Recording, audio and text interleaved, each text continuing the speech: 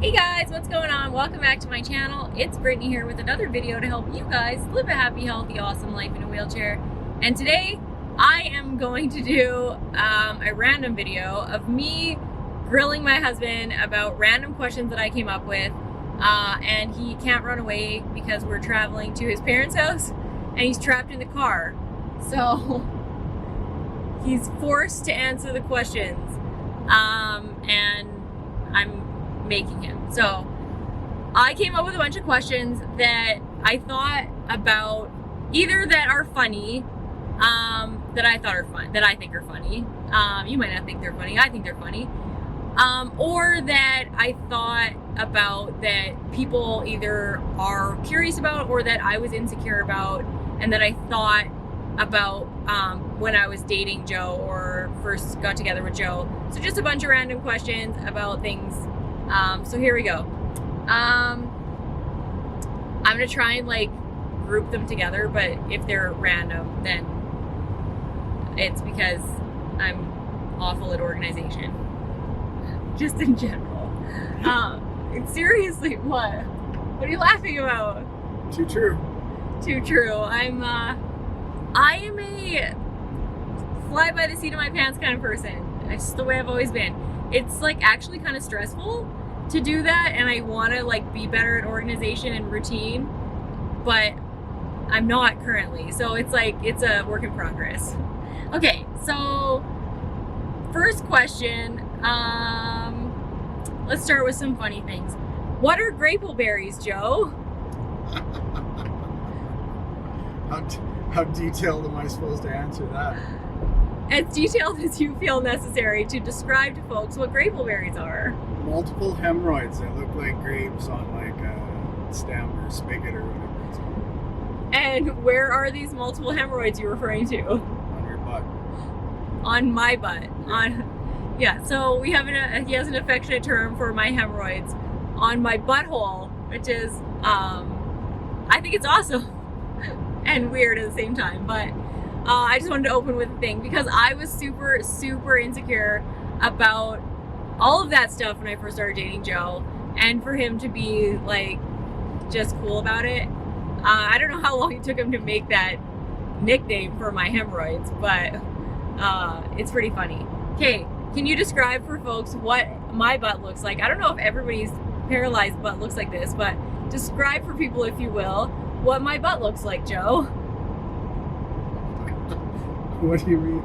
There's no meat on your bum. It's flat, bony. It's bony. There's like, I don't know whether to say it's all bum crack or no bum crack, honestly, because there's no cheeks. Right? All bum crack or no bum crack. That's really funny.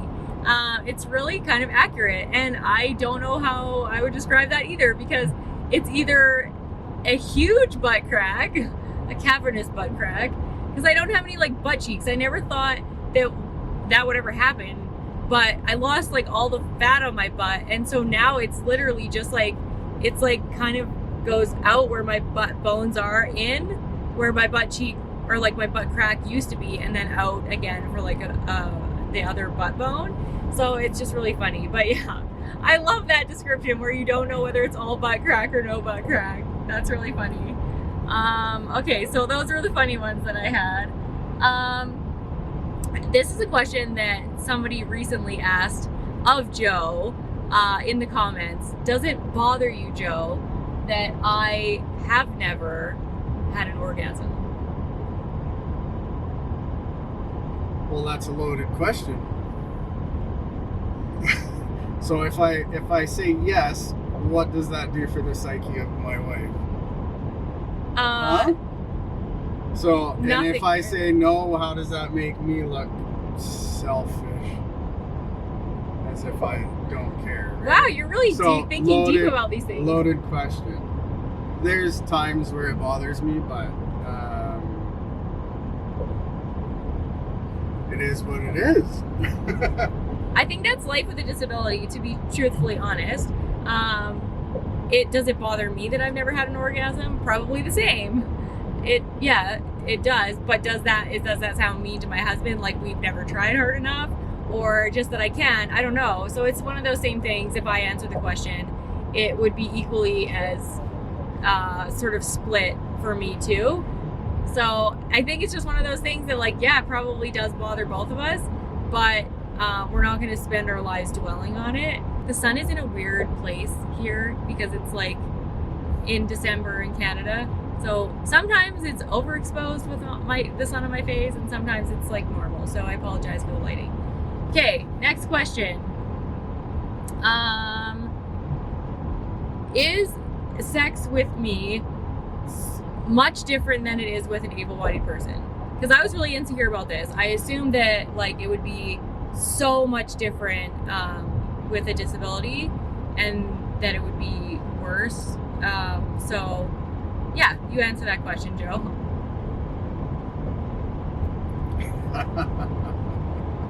He's so uncomfortable. I asked him if he wanted to know the question. Let's put it this way: it's different with everybody anyway. Yeah. You know, it's not the same with any two people. So, yeah, parts of it are different, obviously. You know, but I will say it's no less enthusiastic or vocal. Yeah, obviously it's different. And I think that's a good point to make too, that it's different with everybody. I think like the intention of it is really similar, I guess. I don't know.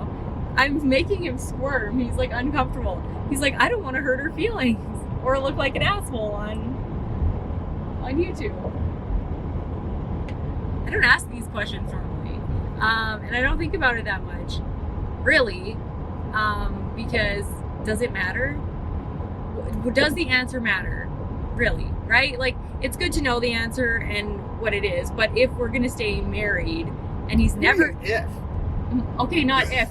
We are going to stay married. What I'm saying is the plan is to stay married, and he's never ever going to have sex with an able-bodied woman again. So does it really matter if it's different? Does it? No. No. Does it matter whether we have an enjoyable sex life? That matters. We do. And we do. So, okay, next question. But that is something that I was curious about. And again, the answer might drive you crazy more than it's useful. Do you know what I mean? If you find out the answer and you don't like the answer and you have to live with it, is it helpful? I don't know. So sometimes I don't think about these things because I don't want to know the answer. Anyway, okay. How sad are you? How sad are you, Joe, that you will never be able to live in a 4-level split? Oh, I know, it sucks. Okay, so though I always wanted to live in a 4-level split. Not gonna happen. It's not gonna happen. So there's just some things that will never happen with me as his wife, and having a dream to live in a 4-level split. If you don't know what a 4-level split is, it's like a house that has a couple stairs to go in, and you're on the kitchen living room level. Then there's some stairs to go up to the bedroom levels. Then there's a basement, like a downstairs, and then another basement. So there's like 2 bottom levels and 2 top levels, and it's actually like really good for family life. I lived in a 4-level split growing up, and it was really nice because we had a basement that was like just for toys. We had one that was like a family room for TV. Then the bedrooms were upstairs, so we could like go play in our bedrooms, not make a mess in the living room. And then we had like, you know, the one living room that never got dirty. It was awesome. So Joe is heartbroken that we will never live in a 4-level split unless we have elevators everywhere. I suppose it's possible. It's not impossible. We would just have to have one with an elevator in it, which would kind of be annoying for me. But yes, there are certain things that will never happen. But again, this is another one of those things about marriage. There's some things that will never happen with Joe as my husband, including potentially me having chickens, because we fight about this all the time. So like, there's some things that will never happen with him as my husband, and some things that will never happen with me as his wife, regardless of whether I'm in a wheelchair or not. Some of the things are just me as a person. When we're on an acreage and you can figure out how to clean chicken coops, you can have chicken. That's his caveat. You can do whatever you want. It's just I'm not cleaning chicken shit. Exactly. So yeah. Okay. Next question. Are you ever worried about me being alone with our kids now or as babies? Because this is something that like I always think about if I were able-bodied and I had somebody that was in a wheelchair, I'm like, are they capable of taking care of my children when I'm not there? So I always wonder, and I think I know the answer to this, but I'll let you guys know. So now it doesn't concern me at all. The kids are big enough, old enough to not only help themselves, but help their mom. When they were younger, my worry is in Alberta, we have rough winters where the roads are terrible most of the winter. I used to definitely get concerned about her traveling with the kids in the wintertime on these terrible roads, because if the van were to break down and it's minus 30 out, or there was an accident or something, it would be very difficult or near impossible for Brittany to get back to the kid in the car seat and stuff like that. What about things like me being able to, like, you know, do like first aid things like CPR, or do you ever worry about that, like choking? Or sorry, this is really, the camera has to adjust to the light. Hang on. Okay, there. Do you ever worry about like the kids choking or anything like that when I'm not home, or when you're not home? No, I don't imagine. I think you're probably more paranoid about that than I am.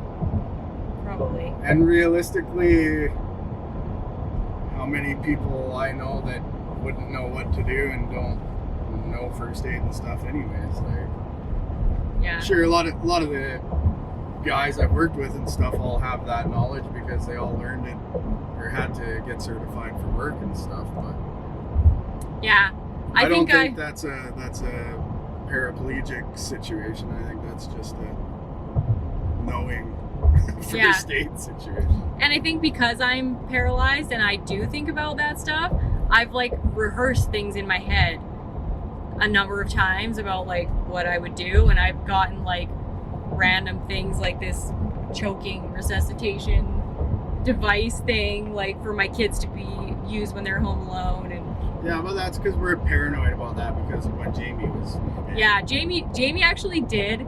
So Jamie is my youngest, and she stopped breathing twice as a baby, and Joe had to resuscitate her, and both times luckily he was home. Otherwise, I don't know whether I don't know, I don't want to think about it. It was really scary. But yeah, we're like extra freaked out about like the choking thing. But yeah, I think there are some people out there that think that, you know, people with disabilities aren't capable of caring for kids as babies or otherwise, just because they have less physical ability. And one thing that I always say is that, like, you know, there's a good 3 years there where your kids are pretty dependent on an adult. But once your kid's like 4, like Jacob was like pushing a grocery cart at 4 and like so many things, and the less I can do for them or myself, the more they can do for themselves. And yeah, my kids are so helpful. Like they can do laundry, vacuum, like all kinds of stuff. And I think my kids probably, well, I'm not saying more than anybody else's kids because I think it's a parenting thing, but you know, kids are very capable of doing things. There were kids that were friggin' chopping wood and doing all kinds of stuff at 7 years old back in the day. So anyway, so I guess he's not afraid or worried about me with the kids. Okay. I think this is my last question that I had. And this should have... That's not very many. That's not very many. I know, but the video's already 16 minutes long. Okay. Can't have like a bazillion questions or people lose their... Like, nobody's like, I'm done with this video. And this one, it mixed up. I should have put it with the sex ones. Are you ever turned off by the way my body looks? With skinny legs, weird butt, hemorrhoids, all that stuff? Because that's something that I think all women, all people are self-conscious about in terms of their body, but that's something that I've heard a lot from other people in terms of like the dating world with a disability. So the answer is no. And if you're relating it to the dating world, that's a whole different world. You know what I mean? That's when you're talking about initial attraction and attraction to somebody you don't really know yet. You know what I mean? It's that window shopping situation that you're looking at. And I thought you were gorgeous when I met you, and I still do now. You know what I mean? What was your first reaction when you saw my butt? I don't know. We're talking like 15 years ago. Like, I remember. I'll tell you the first reaction. Well, he didn't say anything, but he always makes fun of me for it now. The first reaction when he saw me without bottoms. Well, I didn't know that you should groom a lot back then, and I didn't, because I was like afraid. I didn't wax or anything like that, so it was pretty wild down there. And now just it's easier to calf when it's all clean. So now I'm way better than he is at grooming. Yeah, but it was the opposite before. It was the opposite before. So his first reaction was probably like, "Whoa, it's a forest of craziness down there." I don't know. He still kept calling me, so it couldn't have been that bad. It's like, who is this person? Right? You don't remember your reaction though?